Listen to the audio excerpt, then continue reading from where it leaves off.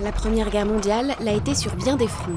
Première course à l'armement le plus meurtrier. Le char d'assaut, inventé par les Anglais qui l'appellent tank, apparaît dans la Somme en septembre 1916. Apparition aussi des gaz de combat utilisés par les Allemands dès avril 1915 à Ypres, en Belgique. Autres innovations, la guerre dans le ciel à partir de 1914 et la guerre sous la mer lancée par les Allemands dès 1915 en mer du Nord.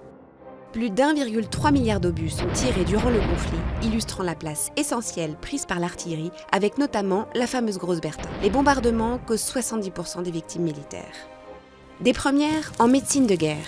Le casque métallique se généralise pour protéger la tête des éclats d'obus. Protection dérisoire. Amputés, estropiés, gazés, aveugles, défigurés, des dizaines de milliers de gueules cassées, 10 à 15 000 en France, reviennent du front. Pour eux, la chirurgie fait des progrès considérables avec les premières greffes de peau ou les implants.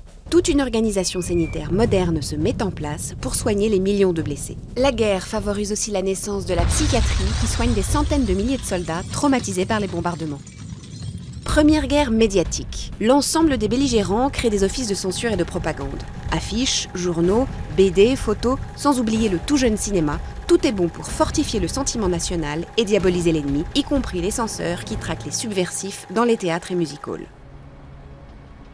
Première mobilisation des femmes. Partout, celles-ci remplacent les hommes partis au front. Elles deviennent conductrices de tramway, livreuses de charbon ou tourneuses d'obus. Dans de nombreux secteurs masculins, les femmes vont parfois trouver le goût de l'émancipation. Première organisation internationale. Le traité de Versailles crée en 1919 la Société des Nations, ancêtre des Nations Unies, mais qui ne parviendra pas à empêcher la Seconde Guerre mondiale. Celle qui devait être la der des der aura également accouché d'une autre première qui marquera le XXe siècle, le génocide arménien et les exactions systématiques contre des populations civiles qui feront des millions de morts.